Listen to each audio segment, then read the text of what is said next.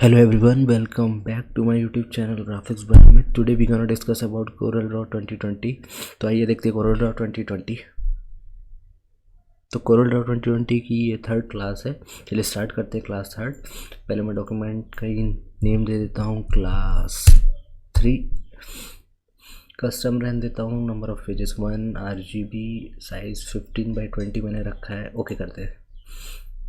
ठीक है, जैसे ही क्लास 3 का डॉक्यूमेंट ओपन होगा वो कुछ इस तरीके से दिखेगा आपको.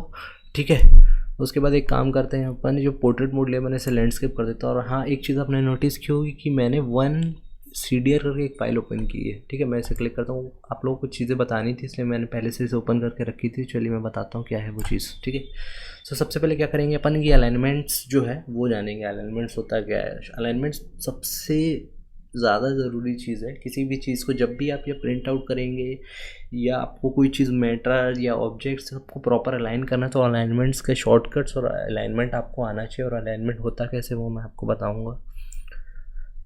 तो चलिए मैं बताता हूँ आपको अलाइनमेंट्स होता क्या है. ठीक है, अलाइनमेंट्स को बताने के लिए सबसे पहला मैं एक काम करता हूँ, एक फ्रेश पेज ले लेता हूँ. ठीक है, यहाँ पे क्लिक किया मैंने, एक फ्रेश पेज ले लिया. ठीक है, पेज 2 में मेरी अलाइनमेंट है, पेज 3 मैंने एक न्यू लिया है. तो एक काम करता हूँ, सबसे पहले मैं इसे कॉपी कर लेता हूँ तो वहाँ पे ज़्यादा इजी भी रहेगा और आप लोगों को दिखेगा भी. कंट्रोल राइट क्लिक करके भी अगर मैं करूँगा तो कॉपी कर सकता हूँ. ठीक है, और कंट्रोल-C कंट्रोल-V तो आपको पता ही है. चलिए यहाँ के मैं कंट्रोल-V करता हूँ. इसको सबसे पहले मैं एक काम करता हूँ, छोटा करता हूँ. इसे लेफ्ट हैंड साइड रखता हूँ थोड़ा सा और. ठीक है, अब एक काम करता हूँ, एक मैं स्क्वायर ड्रॉ कर रहा हूँ. यहाँ रेक्टेंगल में गया, लिया रेक्टेंगल, बिना कुछ की प्रेस किए सिर्फ क्लिक किया, ड्रैग किया और ड्रॉ किया. ठीक है, मुझे 5 छोटे स्क्वायर और चाहिए. तो 5 छोटे स्क्वायर बनाने के लिए मैं कंट्रोल दबाऊंगा और फिर छोटा एक स्क्वायर ड्रॉ किया मैंने. मुझे 4 और चाहिए तो मैं कंट्रोल-C करता हूँ और कंट्रोल-V करता हूँ. ठीक है, एक कॉपीज हो गई. शिफ्ट दबा के इसके सामने ही रख रहा हूँ अभी फ़िलहाल, ये रखा मैंने. अब मैं कंट्रोल-D प्रेस करूँगा. Control D control D control D. Control D is a shortcut for duplicate. ठीक है, इसे मैं अलग अलग कर लेता हूँ क्योंकि अलाइनमेंट बतानी है तो बिल्कुल ज़रूरी है.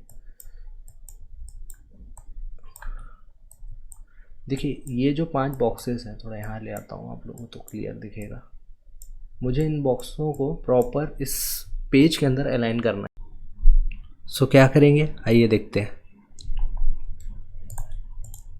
ये मैंने छोटा स्क्वायर सेलेक्ट किया, शिफ्ट प्रेस किया, ये बड़ा स्क्वायर सेलेक्ट किया. अब अपनी कीबोर्ड से लेटर T में क्लिक करूँगा और L लेटर क्लिक करूँगा. ये देखिए टॉप अलाइनमेंट हुआ, यानी टॉप लेफ्ट अलाइनमेंट हुआ. ठीक है, वापस से D सेलेक्ट करूँगा, इसमें क्लिक करूँगा कोई भी स्क्वायर में, शिफ्ट दबाऊँगा वापस से.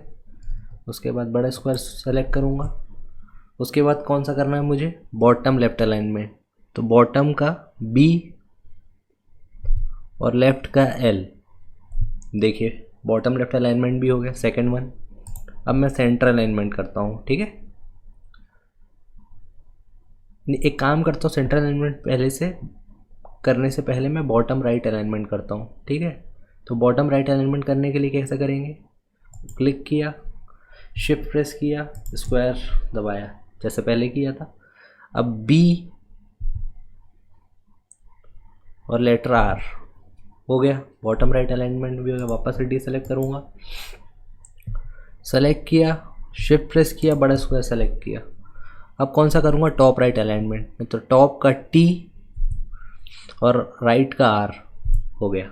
देखिए वापस से D सेलेक्ट करूँगा, वापस से सेलेक्ट करूँगा, फिर शिफ्ट प्रेस करूँगा, फिर स्क्वायर सेलेक्ट करूँगा. अब सेंटर अलाइनमेंट करने के लिए C कीबोर्ड में, फिर उसके बाद E. देखिए आ गया, हो गई अलाइनमेंट्स. चलिए आगे बढ़ते हैं.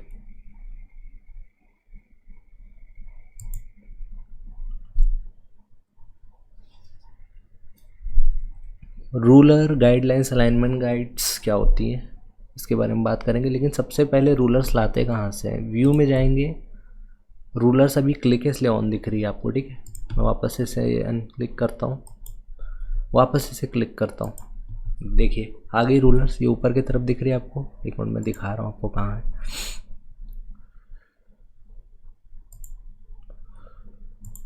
ये दिख रही है, ये देखिए लेफ़्ट साइड, ठीक है। इसे रूलर्स बोलते हैं। रूलर्स का काम क्या आता है, ऑब्वियस सी बात है, मेज़र करने के लिए, कोई भी चीज़ के लिए रूलर आती कब काम आएगी, जब भी कोई ऑब्जेक्ट्स बहुत सारे आप जब बनाएंगे और आपको कभी कभी ऐसा रहेगा कि बहुत कुछ आपको प्रॉपर तरीके से बनाना पड़ेगा, तब आपको रूलर्स की ज़रूरत पड़ेगी ही पड़ेगी, ठीक है। रूलर्स लाएंगे कहाँ से, ये देखिए यहाँ पे क्लिक करके मैं एक इसको से क्लिक किया और देखिए ड्रॉ किया, ये देखिए रूलर्स आ गए। यहाँ से भी क्लिक किया, ड्रैग किया, फिर मैं वापस क्लिक किया और ये देखिए ड्रैग किया, फिर ये वापस क्लिक किया, ये देखिए फिर नीचे ला के मैंने ड्रैग किया, ठीक है। डिलीट कैसे करेंगे, इसमें क्लिक करेंगे और अपने कीबोर्ड से डिलीट प्रेस करेंगे, इसमें फिर क्लिक करेंगे जो डॉटेड लाइन्स है, फिर इसे डिलीट करेंगे, फिर इसे क्लिक करेंगे, फिर अपने कीबोर्ड से डिलीट करेंगे, फिर इसमें क्लिक करेंगे और डिलीट करेंगे, ठीक है। ये रूलर्स क्या है, कैसे लाते हैं, कैसे यूज़ करते हैं, मैंने आपको बता दिया। अब गाइड्स होती क्या है बताइए। गाइडलाइन कोई भी चीज़ों को जब भी कोई ऑब्जेक्ट बनाएंगे तो वो ऑटोमेटिकली गाइड्स करती है। अलाइनमेंट गाइड्स भी इसीलिए काम आती है, तो इसलिए हमेशा इसे बस ऑन रहने दीजिएगा। अलाइनमेंट गाइड्स क्या होती हैं, देखिए जैसे मैं कोई ये ऑब्जेक्ट ड्रॉ किया, देख रहे हैं आपको ये ऑटोमेटिकली एक वाइट कलर की डॉटेड लाइन सी आ रही है, बस यही एक अलाइनमेंट्स गाइड्स होती हैं, ठीक है। तो बस व्यू में मेक श्योर कि रूलर्स, गाइडलाइंस और अलाइनमेंट गाइड्स ऑन रहे बस, ठीक है। अब इसको मैं डिलीट करता हूँ वाले बॉक्सेस को। चलिए आगे बढ़ते हैं। पेज क्या होता है, ठीक है। पेज क्या है, पेज का जो बॉर्डर है मुझे वो बताना है कि पेज का बॉर्डर लाते कैसे हैं, और अगर चले गया तो उसे फिर दोबारा कैसे लाया जाएगा, ऑब्वियस ही बात है ना। तो पहले व्यू में जाएंगे, क्लिक करेंगे, पेज बॉर्डर में अभी राइट क्लिक था, ठीक है। जैसे यहाँ पे मैंने क्लिक किया, अभी पहले राइट क्लिक था तो पेज बॉर्डर आपको दिख रहा था, अब नहीं दिख रहा। अब अगर ये चला ही गया और आपको कुछ प्रोजेक्ट बनाना है तो आपको जब पेज ही नहीं दिखेगा तो आप कैसे बनाएंगे, तो कोई भी चीज़ तो पेज के अंदर ही बनाएंगे ना आप। तो जब पेज का बॉर्डर ही नहीं होगा तो आपको पता कैसे चलेगा कि प्रोजेक्ट कहाँ बन रहा है। तो व्यू में जाएंगे, पेज में जाएंगे, पेज बॉर्डर, हालांकि ये छोटी सी चीज़ थी बट बताना बहुत ज़रूरी है, ठीक है। अब एक काम करते हैं, मैं आपको आज की लास्ट चीज़ और बता देता हूँ। व्यू में जाएंगे, वायर फ्रेम करेंगे तो कुछ इस तरीके से दिखेगा, नॉर्मल करेंगे तो कुछ इस तरीके से दिखेगा, और एनहेंस्ड करेंगे तो ये कुछ इस तरीके से। एनहेंस का मतलब ही क्या होता है, बड़ा हुआ, बढ़ाया हुआ, इंक्रीज्ड, है ना। तो मेक श्योर एवरीवन कि हमेशा एनहेंस्ड रहे तो ये ज़्यादा बेटर रहेगा, ठीक है। आज की क्लासेस के लिए इतना ही। मैं अभी क्लासेस छोटी रखना चाह रहा हूँ, आगे चल के टूल्स करेंगे, बहुत सारा भी करना है, लेकिन धीमे धीमे करेंगे, जितना स्लोली भी चलेंगे उतना अच्छा सीखेंगे, ठीक है। I hope you guys like my video, share my video, subscribe my channel. Tata, bye bye.